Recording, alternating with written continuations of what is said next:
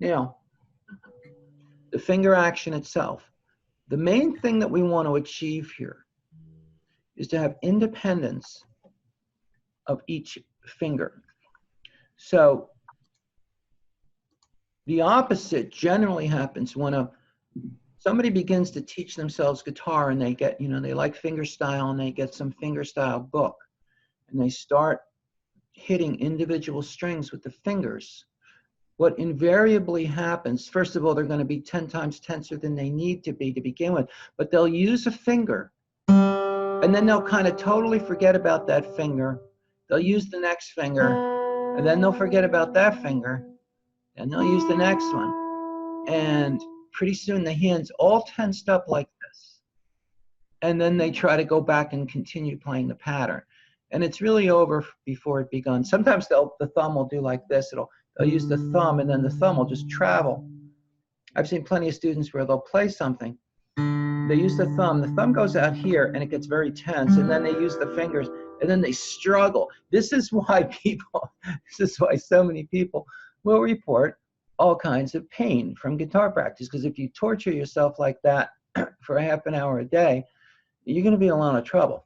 So what we're going to do is teach the fingers, each one of them, how to move without disturbing the other fingers and how to go right back to where they came from. That's really key, so that we're going to get this beautiful flowing action here, which we would be able to do fast, loud if we want to, and be very, very relaxed about it. So in our position here like this, with the thumb right, the wrist right, the fingers placed so that knuckle's below the string, we're going to first learn how to just move the thumb to play a note. So first let's just do this. Let's take it off the string and just move it like that over that next string. And then put it back on the string and play a note, a soft note. And then bring the nail of the thumb to touch the string behind. So I play this fourth string. Then I have my nail touch the string behind. That makes my thumb stay very close to the strings. Now, I'm going to take my index finger. I'm going to first teach my index finger the proper path. And the way we do that is, you see my fingertip touching the third string. You're going to take that finger. You're not even going to play a note, but just move the finger so that the nail touches the string behind, lays on top of the string behind. So it's here on the third string, and then it goes and touches the string behind.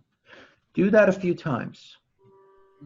What that forces you to do is move from this knuckle. What it prevents you from doing is this very bad thing that usually happens, which is making the movement from this knuckle. If I make the movement from this knuckle, I get this, and it brings the finger away from the string. Okay? I don't want that. I want the finger to move like this. After doing this a few times, we'll call that the nail back technique. Now I will play a light note with this finger, but I will still end up with the nail back there. Everyone do that.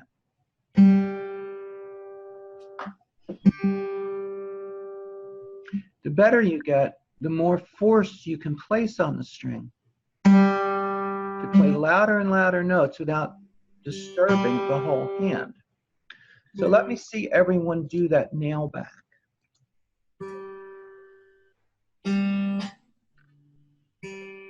Good. Stephanie, keep your thumb closer. Put your thumb on the fourth string as you do this and make it out. Yeah, stick it out like I want. Yeah. Okay, Stephen, that looks good. Amber, that looks good. Just watch that wrist. Did it go flat again? Is there a little bit of a bend? Okay. John, that looks good. Mikhail, that looks good. Yeah, you know the thing with the wrist is,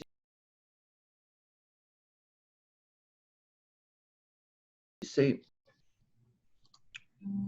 the one way to check is here, there's a straight line from my forearm right down through my hand, like we want in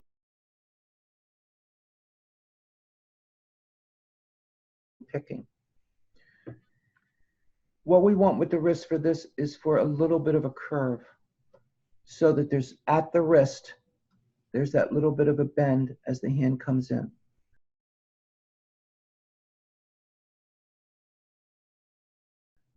Sometimes I can't always tell from the front, you know, but I'm always checking that with students. It's, you know, you really can only tell from the side like that. Okay. So what we have so far is thumb and index. So if I were to play a note with the thumb and then a note with the index, and I'll start like this with all my fingers on.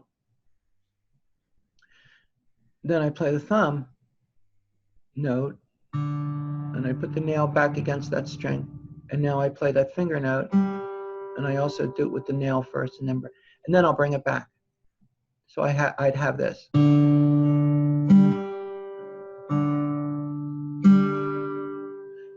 And at first it's good to retouch the string, which stops the sound like that, but gives you a little bit of support. Then you try it without touching the strings and just letting them ring. Staying close. I mean, my fingers are so close that if you look from above, and in the principles, this is what I mean by finger dipping. Okay, if you look at my fingertips, they're, get the right view here. Okay, you can see it right down in there, inside the strings, with the fingertip even going in between. That's how close it goes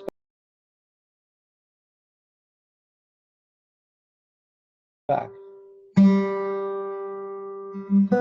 That's your goal, is to get the fingers to come back that close. With each finger. Okay. So even if I was playing fast, they would all come back. Now, let's look at the next finger. So I'm going back in this position. Oh, by the way, when another good thing to do as you're placing your fingers is to think of this, of stacking the fingers. See, I take the middle finger, I put it like on top of my index. Then I take my ring finger and I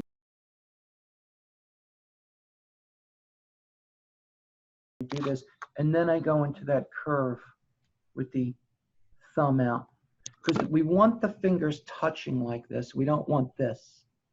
Okay, but everybody look good in that respect, but for the sake of completeness, I'll tell you that. Okay, so now I'm back in this position. Now I'm going to do the middle finger. The middle finger is trickier than the index finger.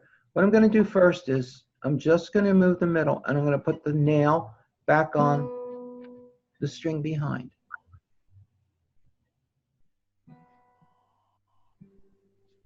I'm going to do that a few times, and then again I'm going to play a light note and still have the nail go back. You will notice when you do that, a little bit of tension, you see a little bit of tension comes into the hand right here and into that finger. It moves that finger out a little bit, which is okay as long as you feel it and relax it afterwards. You see how I relax it? Like as the middle is passing, it moves the index out a little bit, but when I bring the middle back, and to further understand this, if you put your finger right here, and then you take your index finger and you move it out to the side, you'll feel that muscle tighten up. Okay? That's an important muscle that connects to the thumb and the index finger. It is used to pull the finger out. we don't want that muscle to be activated. There are players that have a particular very bad habit where they play like this. And if you do that for a long enough period of time, this just stays hard all the time.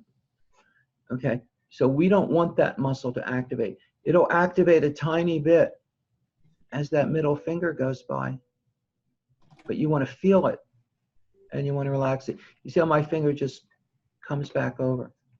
That's the kind of thing you want.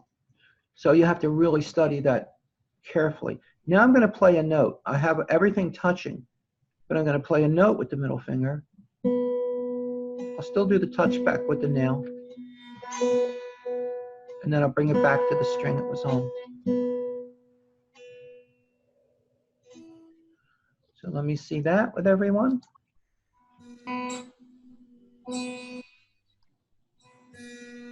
Keep your index finger touching the string while you do this. In order to even achieve that, you have to have such a relaxed shoulder. You got to constantly relax that shoulder. Okay, everyone looks good. Now, let's try this thumb, index, middle. I'm going to keep my ring finger touching that first string. I'm going to play thumb, bring the nail back. Index, at first I'll do the nail back on that too. Then bring it back to the string, and then middle. So I just played thumb, index, middle. And then I bring everything back so I look like when I started. When I end, I look like when I started. Let's look at the next finger. Each finger has its own challenges. The big challenge with this finger is people tend to not have that knuckle below the first string. They tend to have it up like this before it makes its stroke. In other words, they tend to have it in rest stroke position instead of that little bit lower. And because they have it in rest stroke position, they get something between a rest and a free, and it makes things tense up, and it makes the pinky tense up. And that is a very bad habit that cannot take root in the beginning. So you want to look here and make sure that that knuckle, that you've lowered your hand enough so that that knuckle's a little bit below the first string. And then do the nail going back with that finger. Like that. Let me take a look at that.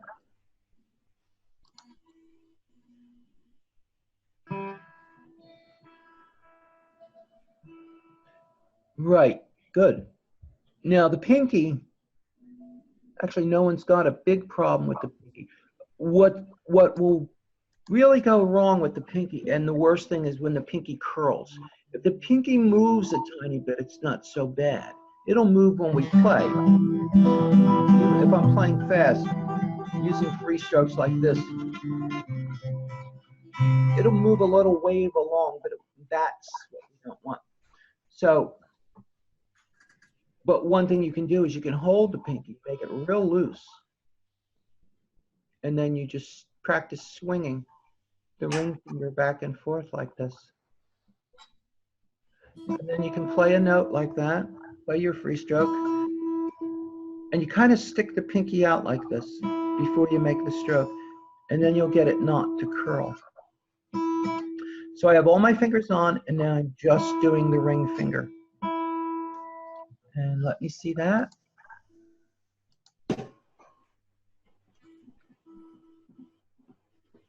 Good. Nikhil, I can't see your ring finger. I need a little bit lower on you. Yeah, good. All right. Let me see that, Patty. Good. Okay, that looks good. Everybody looks good. All right. So we've done each finger separately. You're going to do that when you practice. In fact, just watch this video, follow it exactly, and do the same steps every day. And then we will try putting it together. What I'm going to do now is I'm going to play each finger one after the other. I'm going to put it back in place so I will look the same when I finish as when I started. So at first I'm going to do all that nail back stuff. So I'm going to play thumb, touch the nail back, index finger, touch the nail to the next string, then bring it back to the string it played. Middle finger, touch the next string, bring it back to the string it played. Ring finger, making sure I'm low enough, goes to the ring finger. I'll put the nail back on the third string and then bring it back to the first string. So now I'll do that.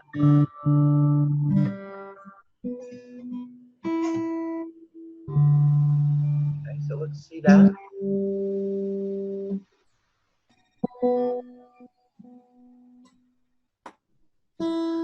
There you go. Very nice. That looks perfect. That looks perfect. Stephanie, I can't see your ring finger. Just, yeah. You'd have to lower the camera a little bit for me to see the ring finger. Everyone looks good.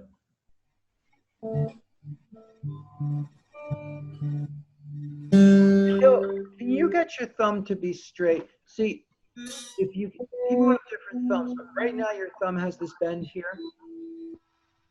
Can you get it to go like that? Okay, let me see you do like a hitchhiker here. Let me see your thumb like this. Hear me? Yakel, can you hear me? Yeah. I want to see your thumb not bend here. Can you get your thumb out straight like that?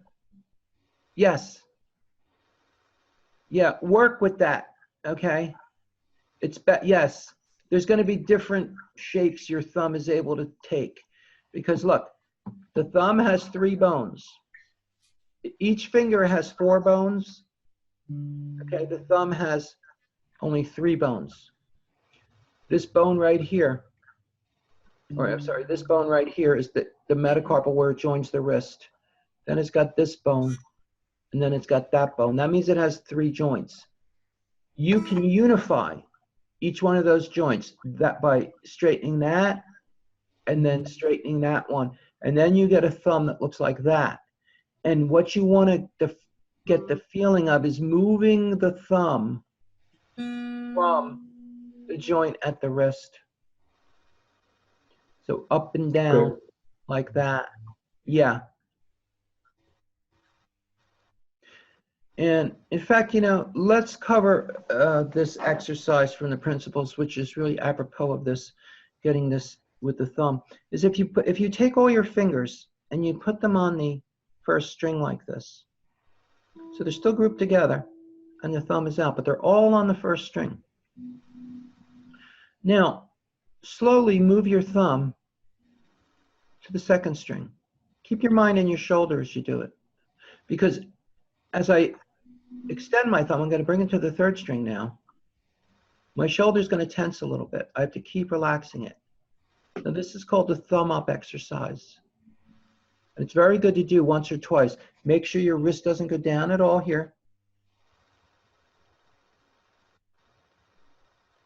Now here's the most extreme position, where the thumb and the index finger are most extreme. See, Amber, check that wrist elevation again. Is it there? Okay, yeah, just out a little, okay. And the bend, make sure that little bit of bend is there. So it's not just that it's away, but there's that little bit, yeah. Okay, so this is really good to do and to pose here, because that's the most stressful position that the right hand is going to have to take. If I have to play something like where the thumb is going back and forth from, say, like the 4th to the 6th or the 3rd to the 6th, it's a real great skill to be able to keep the position and keep the whole arm relaxed while the thumb travels around. That messes a lot of people up. They'll get all tense just because the thumb. So we want this independence from the thumb. And there's that feeling like my thumb is moving from the wrist like that. So this is a great exercise to do at random, right before you do these other exercises for the fingers. So now, okay, so we just did each finger and then put the finger back on the string. You want to do that first, and now I'm going to play each note. And this is the hardest thing to do. I'm going to keep it as close as possible without touching the string. So thumb, but as close as possible, but I'm not touching. Index takes the same path as if I was going to put that nail back, but I don't put the nail back. And I leave it near the string it just played. And now the middle. And you see, as each finger plays, all the other fingers are at their station. You have to consider each finger like it's part of a team. See, my ring finger plays and the other fingers stay. And then just the ring finger goes back. So if I play each finger in turn, I get this.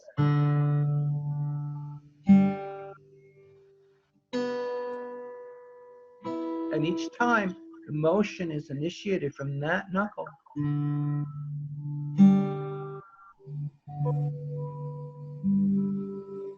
And that is a great achievement, and it's the first achievement we want. You're going to, as always, follow the basic practice approach. You're going to sit there, do all this stuff, no tempo. Then you're going to test yourself at 4 clicks. And you're going to go 1, 2, 3, 4. 1, 2, 3, 4. 1, 2, 3. And constant awareness of the shoulder and the breathing and relaxing the whole body is essential here. So let's try some of that.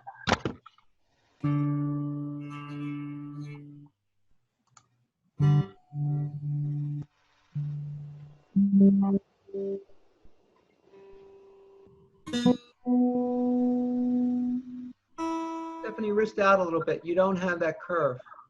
Yes, yes, yes. Honey, that looks good. That looks real good. Yeah, that looks real good. John, just keep that thumb out. Yeah, keep that thumb out. Try to unify the joints of the thumb. Meaning make the thumb a little, yeah, just a little straight. That's good. Nikhil, I think you're getting tense around the thumb area and the wrist is getting flat. Watch that. Bring the wrist out a bit. Yeah, that's it. That's better. That's good. That's good.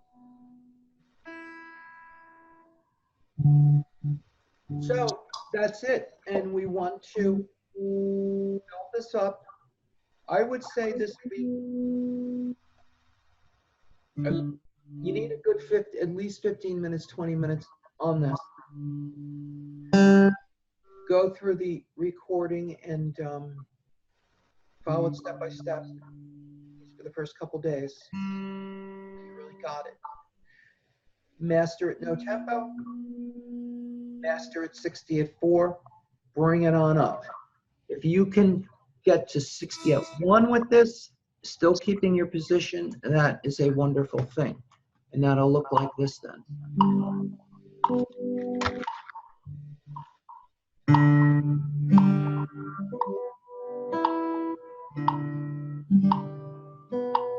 You see my fingers act like they're on springs. They spring back. As soon as they play, they spring back. These notes will look 16ths. And for 90% of anything you're going to do, unless you're playing classical repertoire. In classical repertoire, we need to get our arpeggios way up there. Like we need to be able to get them that fast. In popular styles of guitar, you're never required to play them that fast. And in order to play them that fast, we have to get into other things than just the behavior of the fingers. When I play this fast, what's really making that happen is not just the behavior of the fingers, it's the behavior of the whole arm. I'm actually adding my arm weight to it. That's a more high level thing that I get in those other stages.